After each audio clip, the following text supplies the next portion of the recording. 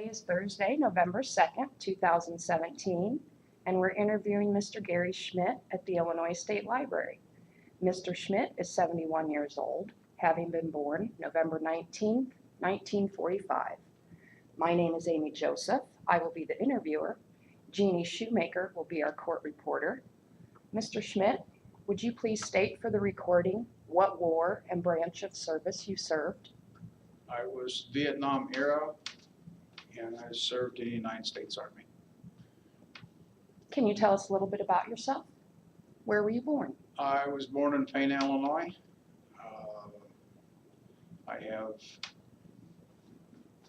3 siblings. My parents are both deceased, and I was born there. I was raised there, and after the service, I was back there for 2.5 months, and then I got married and moved to Springfield, and I've been here ever since, or in this area. I live in Riverton now.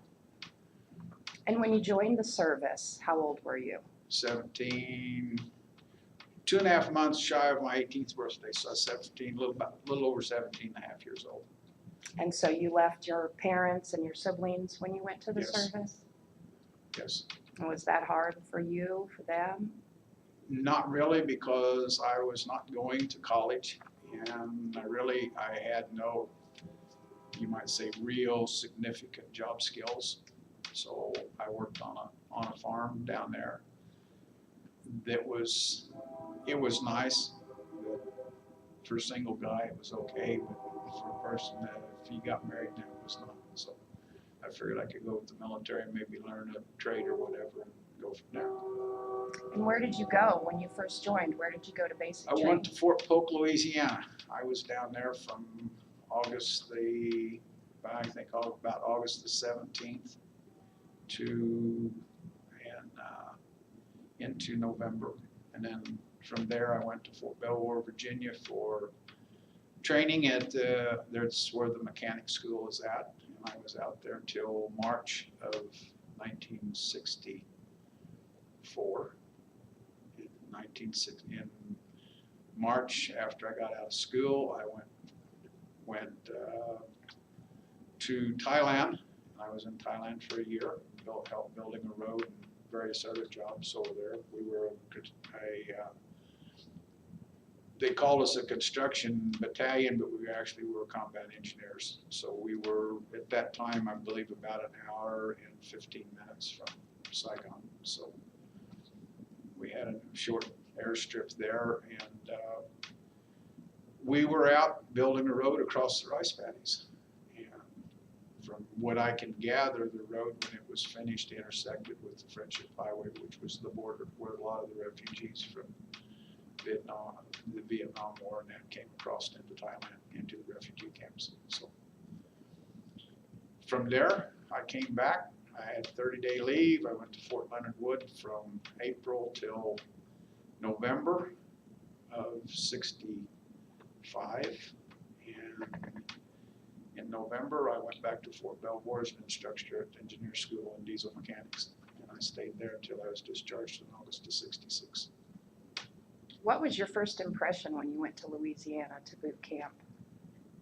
It was different. Well, I wasn't used to the terrain. It was warm.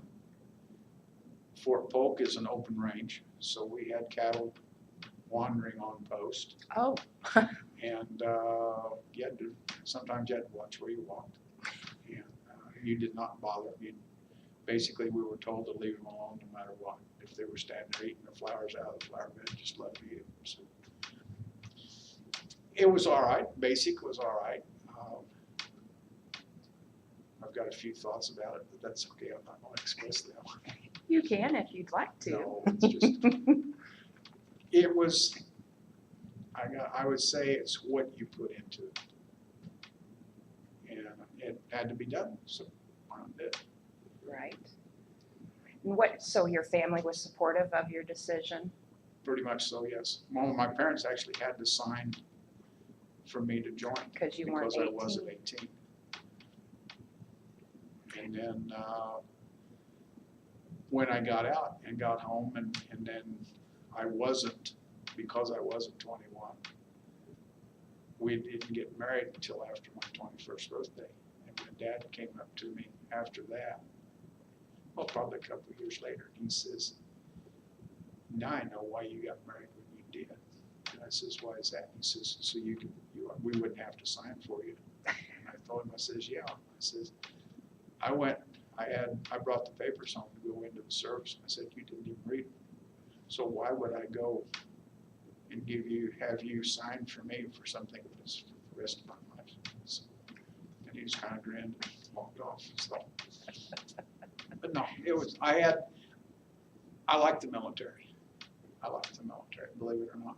Actually, I did go in for a promotion. I went in 3 times in the last 4 months that I was in, and because I wanted to change jobs, and they classified my job that I had as a critical MOS at that time. They wouldn't let me do it, so I got out. If they would have let me change, I probably would have made a career out of it. So they wouldn't let you change because what you were doing was Right. so important. Right. They didn't want to lose you. Well, the mechanics was part of it, and Vietnam really hadn't started in 66, 65, and 66. And there was a lot of young guys coming in, and we were running the engineer school on 2 shifts. I worked from 5 at night till 2 in the morning. Oh, wow. And then we had students. They basically, their sleep was during the day, and then they had school at night. And to a certain extent it was, but it was critical. But I think they were gearing up to Vietnam, and more equipment and that went over. As a matter of fact, the company I was with in Fort Leonard Wood was, the reason I was sent back to Fort Belvoir is because they were given orders to go to Vietnam with their equipment and that. So it was a combat engineers also, and they ran what they call a 3rd echelon shop, which was basically, it could be repair, removal and replacement of parts. They couldn't actually repair the parts because they didn't have the supplies that they needed to repair, but they could remove them and ship them off, and then they would rebuild them someplace else and send them back. So it's about what we had in Thailand. I worked in the shop over there in Thailand. I didn't actually work out on the road, but I worked in the shop down there. I operated a wrecker, and I had the parts run for 90 days. That was run into Bangkok 5 days a week, which was 90 miles one way. So I had 180 miles a day that I ran parts. Just driving. Wow. And then on that, you drive on the wrong side of the road. So I was driving looking at the ditch. So was this in the city or the outskirts? This was actually from the rural area into Bangkok. Bangkok at that time was 7 million people. Oh, wow. So, and it was, you go to local businesses in there and you actually transact business with them. You had certain businesses that had certain small parts in that you could purchase. Plus they had a Caterpillar dealer over there also. Oh. So I got to spend some time with them. And they had a house in there where the new people would stay. And we would pick them up if they were going to where I was stationed at, and they would ride out with me, and they would begin their year. The next day I'd go back in and do it all over again. So, but it was, my belief is the military never hurt anyone, and I still believe that to this day. Was there a reason that you chose the Army over a different branch? Well, I wasn't really familiar with if I hadn't went to the Army, I would probably would have went to the Air Force. And the Air Force and the Army pretty much works together. The Marines and the Navy work pretty much together. So, plus I had friends that were in the Air Guard, and I could have came back if I was in the Air Force. I could have came back, joined the Air Guard, and spent some time with them. They were mostly from the farm and that. So, and as a matter of fact, one of my fishing buddies, one of them, he's still still with us. We still go fishing quite a bit. This year's been kind of crap. Other than that, we've enjoyed, and he's retired, but he works on a farm, and then he has a small amount of acreage, and so he helps the farmer farm it. That's how they trade off, so works out real good. So, but no, I enjoyed the military. You learn a lot. I saw a lot, and I've really done. To this day, well, makes me sad about what's going on. So we'll go from there. Were there certain instructors or people that made a big impression on you when you went? We had a warrant officer in Thailand that I got to know well. He was my boss there in the shop. And then there was another one that ran the machine shop over there. He was stationed at Fort Leonard Wood. I could talk to him if I had a problem or wanted to know something. I could talk to him. Normally get a pretty good answer out of him on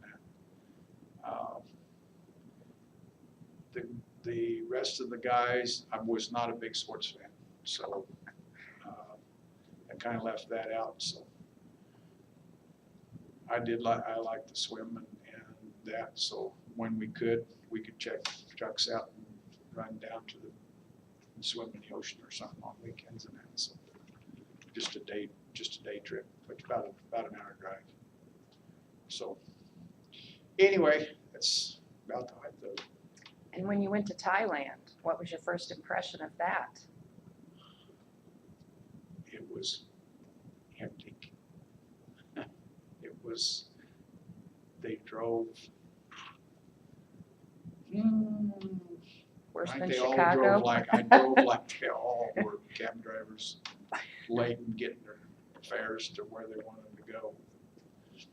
No, they were very nice people. I learned a lot from just watching, and that they have customs that we kind of frown on over here, and some customs which in a roundabout way we do the same thing that they do, such as when you walk in and you introduce yourself, instead of shaking hands, they will bow to you, short bow with their hands folded in front of them, and greet you that way.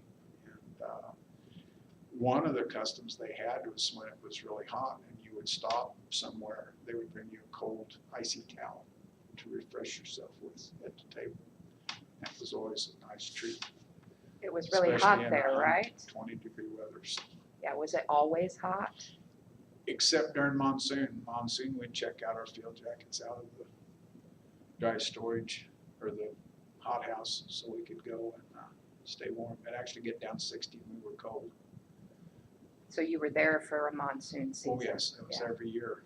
And the people would move out of there. Most of the homes where we were at were up on stilts, and they would move out because the water would be in the homes, and they would live out on the road because they elevated the road in some spots 14 feet. Wow. So they would just live on the road. Wow. Yep. And how much rain are we talking in a monsoon? Feet. So it was like nothing you'd ever seen before. There were spots on the road that the water was actually running across the road. Wow. And how long does it usually last? A little over a month. Wow. It did in that area. Now, did And they it have to takes stop work and everything Oh yeah. during that, I would imagine? There was, in rural areas, the farming was the only, they would raise chickens or they would raise ducks. They had water buffalo. Normally they had some pigs and that, but those were for personal consumption. Water buffalo was their, what I want to say, beast of burden. You'd see the little kids ride them, and then you'd see them out there pulling a plow or whatever. So. What about the food? What did you think about the food there? We were told not to eat it. No. I didn't really eat that much time. I didn't eat any Thai food at all.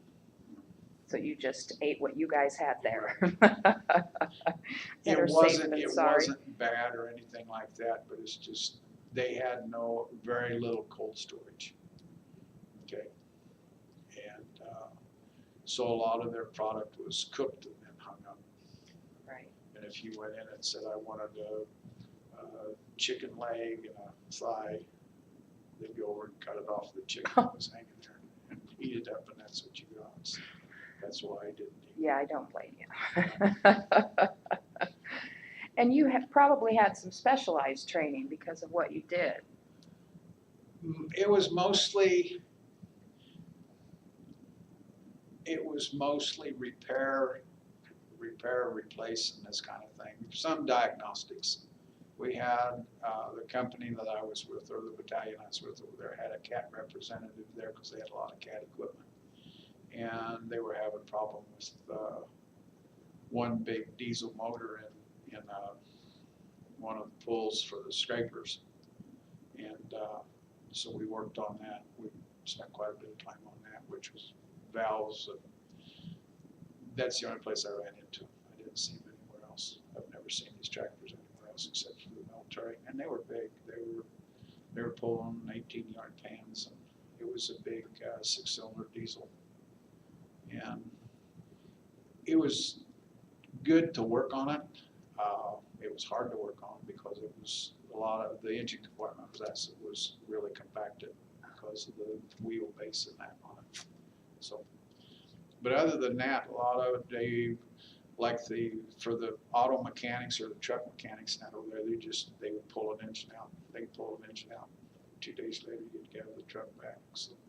Now, were any of these people mechanics before this? I have no idea. Some of them were. Some of them worked in the oil fields.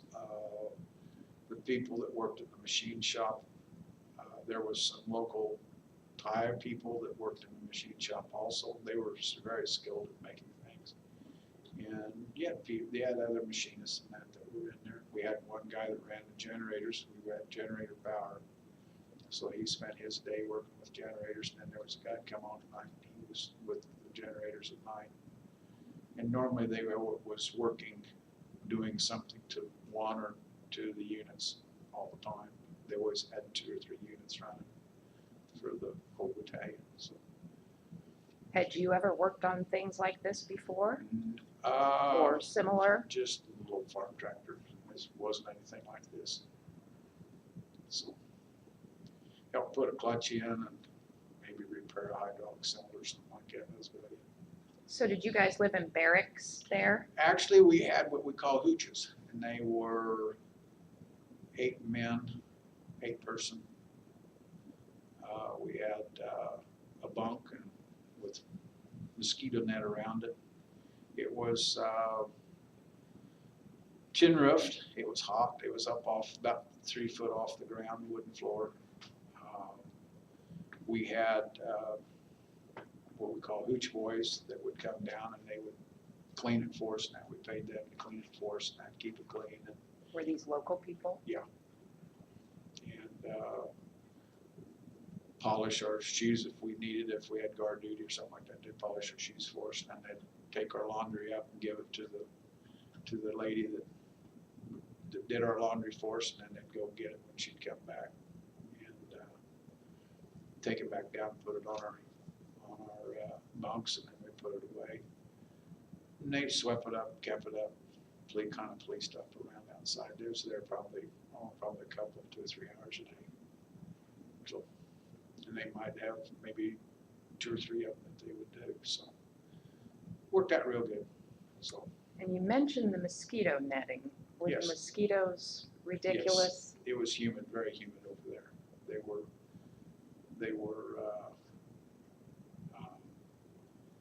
quite severe. We took malaria tablets once a week. We had to do that.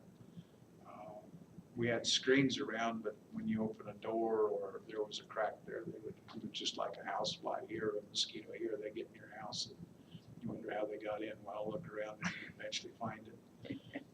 But we had them pretty well controlled.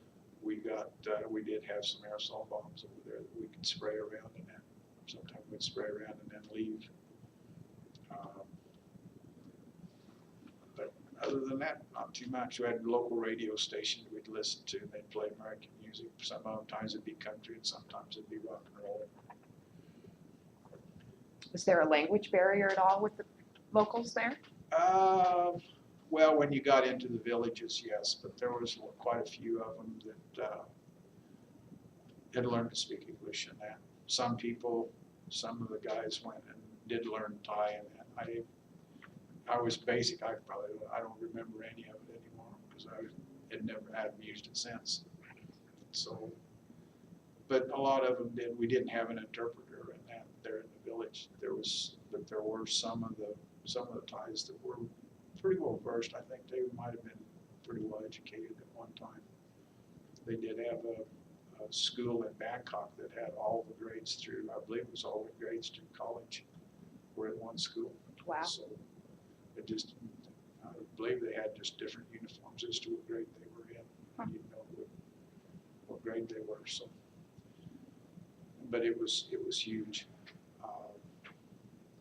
But the locals, well, you got some of your merchants. They would make clothes and that. I had a suit made over there, and I brought it back, and then Dad took it into the clothing person there in Pana, and he said he wished he could got some of the same suits and that, but they have to measure everybody. They don't have, you don't go in and say, well, I need the average Thai, I think, was like 5'4", 5'5", Right. in a very small structure. You know, maybe 100 pounds, or maybe 100, maybe 150 would be one that looked like a sumo warrior. That's about it. And besides the mosquitoes, what other sorts of critters were Critters were there. Scorpions. there? Oh, They had scorpions there. They did have some snakes, poisonous and otherwise. I saw two boas, I believe, that they had hunted and got, and they had put them on, nailed them on plywood to cure out the hides on it. They were going to send them back and have hides made out of, or boots made out of are they hides. big ones? Yeah, this one was over 20 feet long. Oh my. So, but I don't know what it cost them to do that. And you had some big cats over there. I believe they had, I don't know whether it was tigers or leopards or what they had over there, but they did have some cats that was around. Most of the jungle was away from where we were at, and so we didn't see too much of it.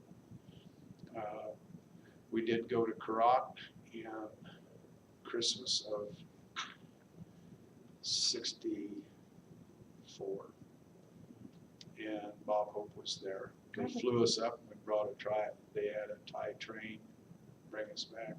And the bad part about it is that we had to work then, because this was on a Saturday, we had to work Sunday. We normally had Sunday off, so we got back at 4 o'clock and went to work at 6. Oh my. But that was a good thing. I can't even remember. I think Peggy Lee and I believe Miss America at that time, I can't even remember who it was there. And then they had the band. I can't even think of what it was a well-known band at that time was with him. And Karat was Air Force Base. Oh. So. And then there was some of the guys went out the actual, the movie Bridge on the River Kwai. Mm-hmm. We actually went out and saw that bridge. That bridge is still there. Really? The old one and the new one, yeah. That was basically a true, you might say a true story. Mm-hmm. And they went up there and saw that one weekend. I couldn't go. I think I had guard duty or something, I can't remember. But they took a couple of days and went up there and went to see that. So. What did you do for relaxation? We had movies at night, and I saw some movies about 4 nights in a row, same movie. There wasn't really a whole lot to do. There was, they had some baseball they'd get different teams and just go up and play baseball or softball. They'd build a ball diamond in that. And you can go to the enlisted men's club and sit up there and drink. had some old nickel slot machines, I think, got from someplace. They had those in there, and maybe shoot pool or something like that. That's about it. Did you have a lot of free time or not very much? Not very much. Just we normally were.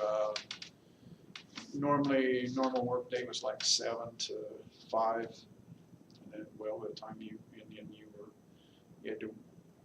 took off for lunch, and then you had supper, get cleaned up, and get ready to go the next day. So, go take a shower, either go to sleep laying on her, or listen to the radio, or go up and sit at the, see if you can get into a pool game. Well, we had ping pong table also in the day room, which was nice. You could just stay right there and play ping pong. Some guys are pretty good at it. Did you ever get a length of time where you had leave, where you could be gone for a while? We would get 3 days during the week, and then a 3-day weekend to go down to what we call Pattaya, which was a house that they had down on the Gulf. And we go down there and play for 3 days, do whatever you wanted to do. And you could go down, you could go water skiing, and they also had a bar down there and had a DJ. You just walk down there. Drinks were, I don't know, $1, something like that for a mixed drink. Beer was maybe 50 cents or whatever, so it wasn't expensive. It wasn't expensive night. And then also there was a lot of tourists that came in there because they had a real nice hotel. But we pretty much frowned on going down there. They didn't really like the military guys coming around, the tourists, because they were under control them. Didn't go wandering around. They did have, you might say, bandits and that kind of thing. So sometimes it wasn't safe. Whatever. But we could get down there. We could just take a day and go down there on a Sunday or something like that and do that. Other than that, just kind of stuck around and relaxed and got fat. Did you make friends that you still have? Yes, but he wasn't in Thailand. He was at Fort Belvoir, and he lives now in Kansas, down in, gee, Dad, ask me. He lives down in Kansas, and I saw him a year ago. We went and met in Kansas City. He lives about an hour or so from Kansas City, and I drove down and we stayed in Kansas. I got a room in Kansas City. We got together one Saturday afternoon, had a nice visit, went out to dinner, and then, well, he had things to do on Sunday, so he headed back, but I came back on Sunday. But it was nice to see him. He came home with me on Christmas from Fort Belvoir. He lived in California, and he wasn't going to go home. So he came home with me, and he went to Korea about 6 weeks before I got out of engineer school. He was over in Korea, and I went to Thailand. And then I got back before him because his tour was a little bit longer. And then I saw him a couple times. He didn't get out as early as I did, and he I believe went to Fort Bragg, and he stopped by Mom and Dad's after I got home. And he was there for a day. He was on his way. He was driving cross country. And he finished up, I believe, at Fort Bragg, and then went back to California. And he kind of stayed in the mechanics trade. He retired from the city of Reno as a mechanic for the city of Reno, doing police cars, ambulances, and fire trucks. So he was a certified mechanic. So, but we see each other. We send each other Christmas cards. Get lonely, I call him. But it's about time to go see him again. So we'll see what happens. And what did you do when you got out of the service? I got out of service. I took a week off, and I started working as a mechanic here in Springfield, and I stayed there. And I got married in November, and I stayed there till April. I got developed a hernia, and while I was off for like 6 weeks, and got to think about it, and I decided that it really wasn't what I wanted to do, so I went back to, I went to Brown's Business College for about 4 months, 4 or 5 months, and my wife was working at the time. She's a legal secretary, and when she got pregnant, then I decided best to be doing something, because eventually I can't go to school and have her lose her job, because then we would have no income whatsoever. So I got a job. Well, I've been working part-time on a farm, and so I went to work and stayed with that until January of 68, 66, yeah,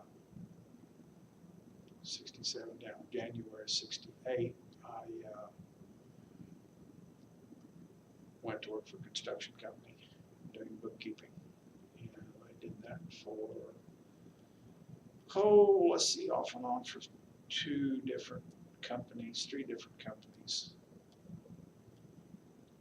And, well, I was with construction and accounting or some type of management position. I ran a scale. I did the dispatching and took care of equipment repairs and this kind of thing.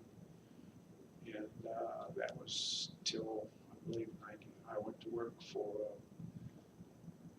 an equipment dealer, and I worked for him for a year. Found out that wasn't what I wanted to do. I got tired of traveling to Chicago. Leave about 4 o'clock Monday morning and come home about 7 o'clock Friday night.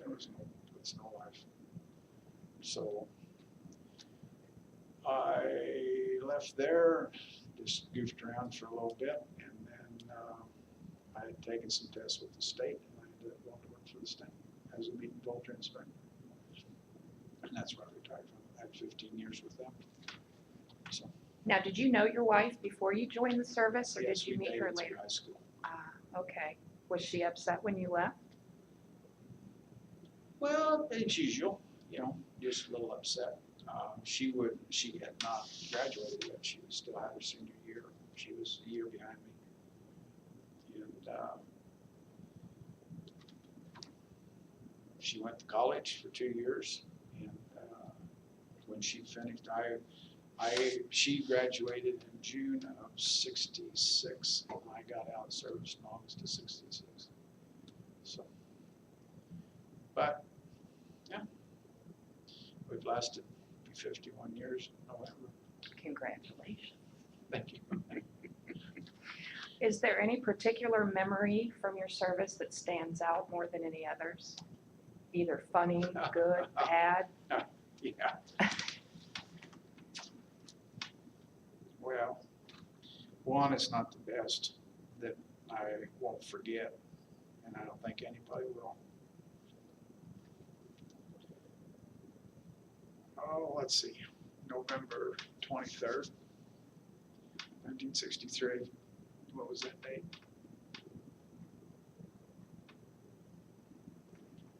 The day Kennedy was shot.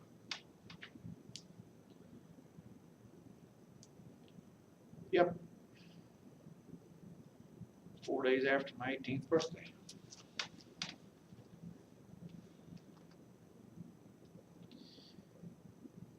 And were you in Thailand at the time?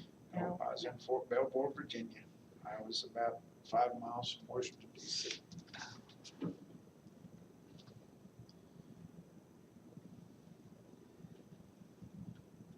Is there anything else you want to talk about your service or anything else? Oh, yeah, that was kind of upsetting. Yeah. We were confined basically to post for 10 days. So while it was all going on.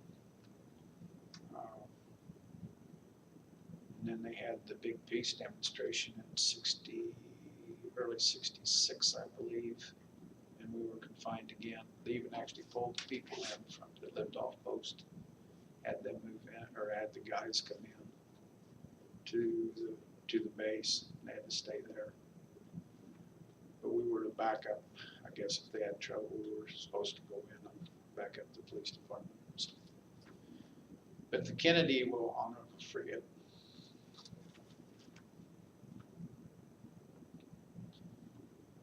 Well, I would like to thank you for your time. It's greatly appreciated. And I'd also like to thank you for your service. Thank you. And thank you to our court reporter, Jeannie, for being here today. She's still working away. Oh, yeah, I talked for that long.